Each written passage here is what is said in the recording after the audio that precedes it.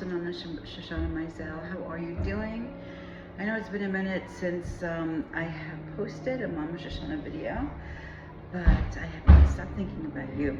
So I'm here at the dance school where I teach, and I figured I would hop on real quick. So today I wanted to talk a little bit about integrating the stages of trauma into my life.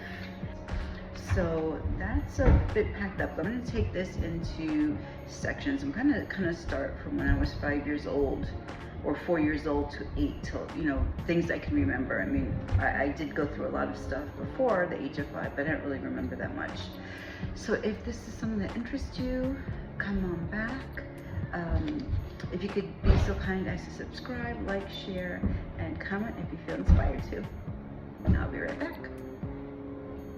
Reading stages of trauma. Now, to me, as I've been working with my therapist and different therapists for many years, and other kind of spiritual self-help regimens that I've had, I've realized that there's kind of 5 stages for me, and that was about a year to 4 years old, things that I cannot remember, and about 5 to 8 years old. This is, it's really, really difficult to be able to understand sometimes why we feel the way we feel now in our adult life. And going back to our childhood can help, and that's wonderful, but how do you integrate your childhood into your adulthood where you start to become one person? And my experience is that because of the trauma I experienced, I'd say more from 5 to 8 years old, I started to disconnect. I think that is just a coping mechanism that as a child I had, something that I was born with, and probably every human being is born with, obviously. But I started to disconnect, and I started to kind of own the identity of other people to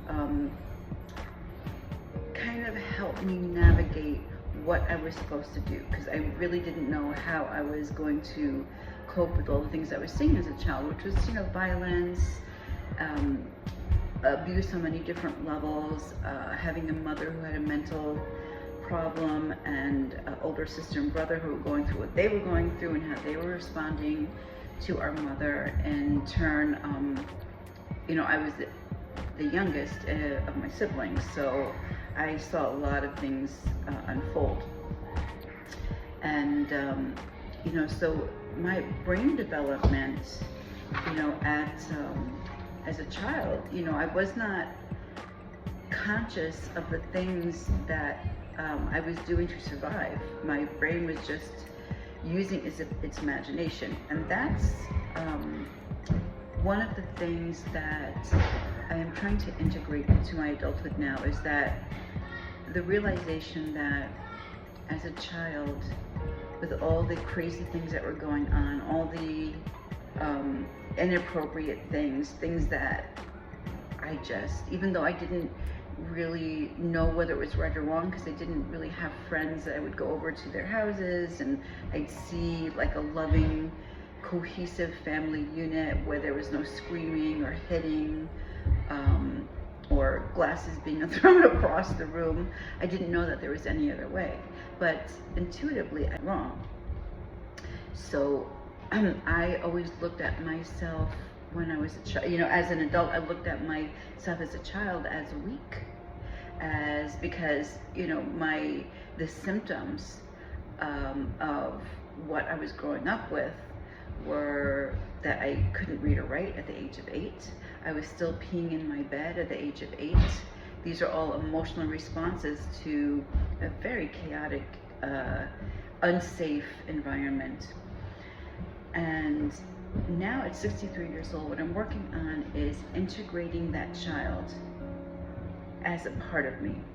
And I don't know if you have that issue too, or if you see, parts of your younger self as something that you reject or you don't like.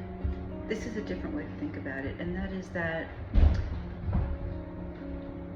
little girl little Shoshana, she is the reason why I am alive today. Whatever she was able to do, and as far as surviving, one of the main things that I did when I was a child was I had used my imagination.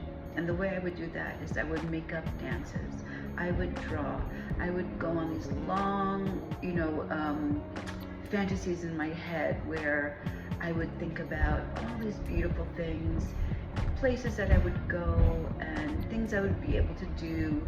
A lot of what I would imagine and fantasize about is being able to fly, which I think a lot of kids do, but also understandable that I wanted to fly, to get away from all the insanity where I was.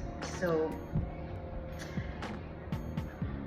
looking at that child that I was, separate from who I am now, and acknowledging all the strength that she had, all the coping mechanisms that she used so creatively. Really, I thought outside the box in so many ways.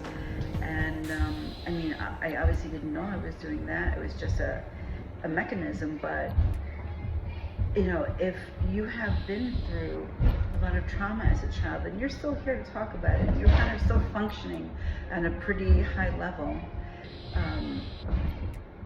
that child needs to be thanked. That child needs to have the gratitude that she or he or they deserve. So slowly integrating that into who I am as an adult is difficult for me on one plane, is because that child, the little Shoshana, she, up to the age of 8, was the only one who knew my mother, because my mother killed herself when I was 8 years old. So I, as an adult, don't have a relationship with my mother. I don't, I never, after the age of 8, I never got to feel my mother's skin again, or hear her voice, or smell her, or see her, look at her eyes. So trying to integrate that little girl who knew my mother, and sometimes I almost feel jealous of that, and then trying to have some kind of relationship with my mother as an adult. Those are very difficult things to put together. So if you think about your childhood, you think about the main person in your childhood that was your caregiver, whether they were able to care for you or not, they were supposed to be your caregiver. How do you integrate all those things into who you are now?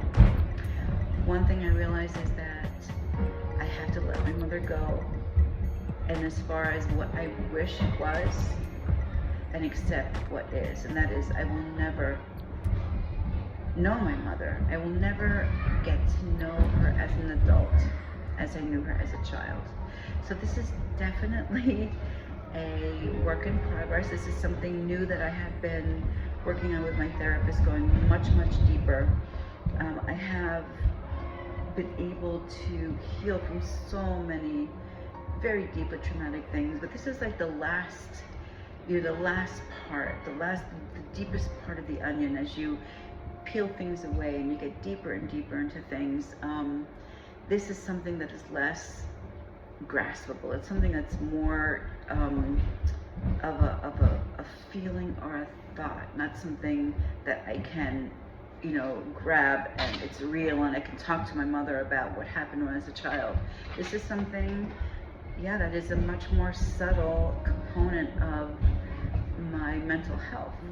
And if you're going through anything like this, please be patient with yourself.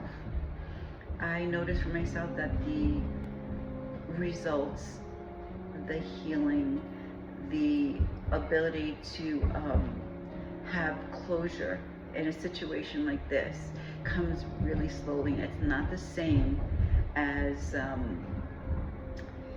other things that I have healed with, where either the person or the situation was tangible, I could see it, I could talk to that person, I could work out any, resentments I may have had and come to some kind of understanding and then have closure. But situations like this, there is nothing tangible. So just be really patient with yourself. I would love to hear what you think about this experience that I'm having, and if you're having it as well. So thank you again so much for spending some time with me. I love you very much, and I really, really care.